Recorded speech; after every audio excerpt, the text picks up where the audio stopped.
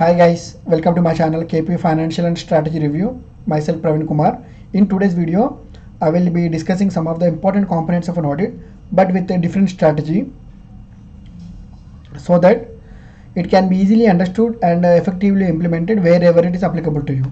And prima facie, these videos mainly focusing on financial statements and financial audit, but the strategy what I'm going to explain in the next few minutes, we can directly apply and relate wherever it is applicable to you, either for finance or non-finance, even for audit or non-audit aspects.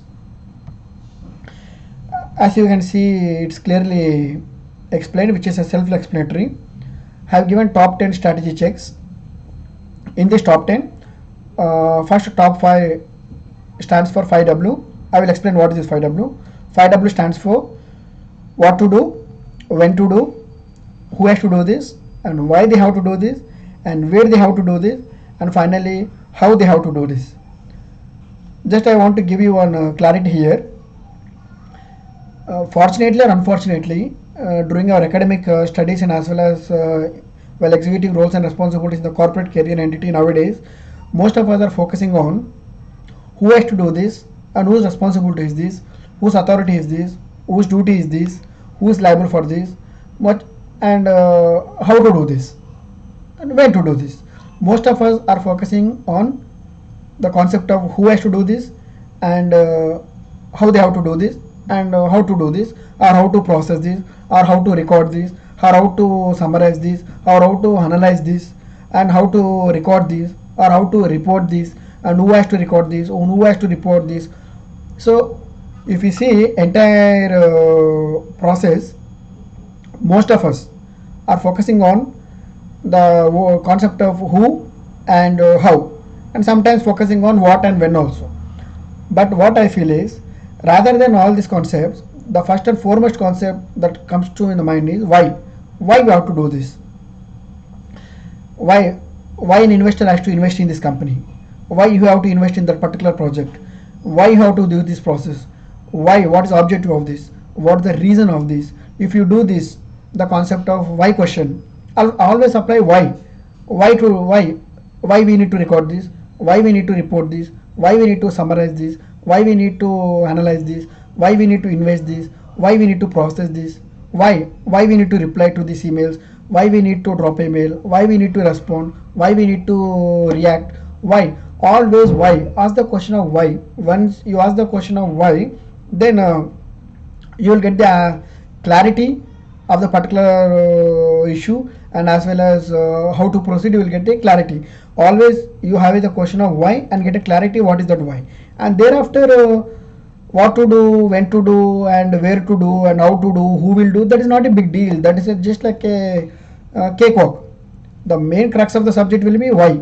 Not in an audit, in case of finance or non-finance, wherever it may be, ask the question why we need to purchase this, why we need to invest this, why we need to produce this, why we need to market this, why we need to consume this, why we need to buy this, why we need to analyze this, why we need to respond this. Each and everything, always ask the question why. If you ask the question why, you will get a clarity in the subject, even from academics point of view, even from corporate entities point of view also.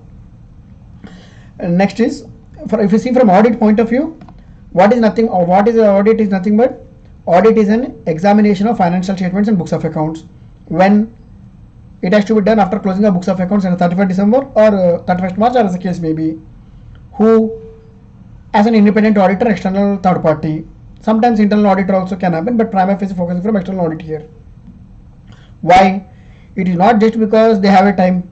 It is not just because they have a control and authority. It is not just because they have a power. It is not just because they have a qualification and experiences. It is not just because they have had for doing audit. Why is not that? The why is, the real why is, the audit is done with an objective of to express an independent opinion whether the financial statements are free from material misstatements, and whether these financial statements represents true and fair view or not. That is a question of why, not anything else. So whenever you do any work also, always ask first question yourself why, and if you are dealing with any other person also, ask them why. Always why. Next, way to report this, they will report all this opinion in the audit report. And how to report this and how to conduct this audit. So here the word how I have given as a last option. How? It is nothing but by following GAS. GAS is nothing but generally accepted auditing standards. Whenever audit performs an audit, they have to follow certain standards. That is nothing but GAS. It is prescribed by accounting standard board, or if you see for in India, it is ICI. If you go for different countries, that respective institutes or respective regulatory bodies. And next concept is no guarantee about the future. Whether audit will give any guarantee about the future, it will never give a guarantee about the future. But most of them are thinking that with a limited knowledge, that if an audit is done by Big 4 or Big 5, it will give a guarantee about the future of a viable of an entity, future ongoing concern of an entity. Audit doesn't. Why? Because audit is nothing but a post-mortem for the things which already happened in the past. For those transactions and those recordings and those financial statements are related for the current period or the past period. After closing books of accounts, after closing the particular period, now audit comes into picture. So audit is giving an opinion based on the past transaction only for the past period as of today, that particular balance sheet date, and it doesn't give any guarantee or viability about the future of an entity. So audit doesn't give any guarantee about the future. It gives only an assurance only. It doesn't give guarantee. It doesn't give an absolute assurance. It gives only a reasonable assurance, that is a high level of assurance as of today. That's it, not about the future. Next, it is not an insurance or not an insurer. Auditor is not an insurer provider. An audit firm is not an insurance company. If something goes wrong in the future, whether audit will be liable or not, that is a debatable question that we will discuss later on. But prima facie, audit doesn't give any guarantee. Audit is not an insurance. It will not provide any insurer that, see boss, we have done audit everything. We have identified all frauds and errors. Now everything is clean. You can go and invest and you can take this report. And if anything goes wrong based on this particular report, if you take any decision, if something goes wrong, then we are liable for that. You can sue to us. We are an insurance company. We will indemnify you. All this concept will not applicable for audit. Audit only provides a reasonable level of assurance only. But tomorrow, if something goes wrong, if anyone has taken any particular decision based on this audit report, and those wrong has happened financial damages, and that would directly related to this particular report only, not due to any other market conditions or economic conditions, not to any other reason, only because of this audit report, then in such cases, the shareholders and the investors have a right to sue to the auditor and as well as management board also. But we will discuss in detail how to sue that and under what circumstances auditor will held liable for the damages and financial losses happen to the investor and the shareholders, and how they catch the auditors, and how to catch, and how to prove that auditor is fault. We'll discuss in detail with short summary in detail in next series. Next, coming to GAAP. GAAP is nothing but generally accepted accounting principles. Who is responsible? Management is responsible. See, management is responsible for preparation of financial statements. Management is responsible for maintaining books of accounts. Management is responsible for designing, implementing and control and monitoring of internal controls. Only management is responsible. Auditor is not responsible. Auditor is a person who will come and who will do an audit of the statements and books of accounts and internal control related to financial reporting. Thereafter, he will express only an opinion whether these are representing true or fair or not. That's it. And that too, he will report in his audit report. So prima facie, management is responsible. And what is primary objective, secondary objective? See, the primary objective of an audit is to express an opinion whether the financial statement represent true and fair view or not. That's it. Detecting frauds, detecting errors, detecting all kind of irregularities and unusual transactions, that is not the objective of an audit. Auditor is not hired to detect frauds and errors. An auditor at the time of doing audit also, he will not focus only to detect frauds and errors. And prima facie, whenever audit is beginning or the initial stage of audit also, auditor will not start an audit with a suspicious mind that to detect frauds and errors. Auditor will not start an audit with suspicious mind. Always auditor should start an audit with an intention to find out whether the financial statement represent true and fair view or not. In this process, if there is any irregular activities, if there is any circumstances or if there is any suspicious transactions, auditor could identify.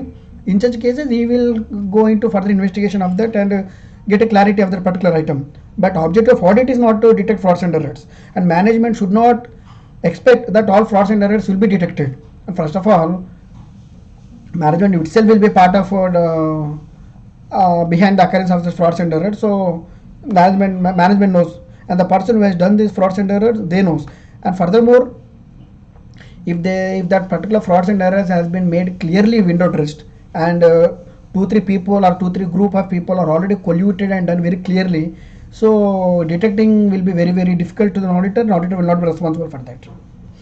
So what is meant by, so secondary objective is Primary objective for audit is to express an opinion. Secondary objective is to detect frauds and errors if there any exist. But auditor should be available, should ensure, and as well as should be having a knowledge that what are the scope of areas where something can go wrong. That you should be aware of that. Next concept is what you mean by Z-score testing. See here, Z-score testing is nothing but before, for example, if an entity is going towards bankrupt, if entity is going towards failure, if something is going wrong within the entity, then in such cases, before something has happened, before the particular risk has occurred, before the challenge has happened, prior to that only, is there any particular tool or mechanism to know and determine and judge whether at what stage we are, what corrective actions can be taken or not. This kind of testing is there, that's called as Z-score testing. Here, based on 5 parameters, entity will be tested and entity financial statements will be tested, and based on that 5 parameters, prima facie, based on a preliminary judgment, an auditor and a company can come to a conclusion that they are moving towards bankrupt, they are moving towards failure, there is a probability of bankrupt, there is a probability of failure. They can come to a preliminary conclusion by applying the Z-score testing. This is what Z-score testing is there. I will explain you what you mean by Z-score testing, how to test that 5 levels and how to conclude the conclusion. I will be explaining in detail in short summary in the next videos. Hope you like this video and it's very clear. Thank you very much. Stay tuned. I will be posting series of videos very shortly.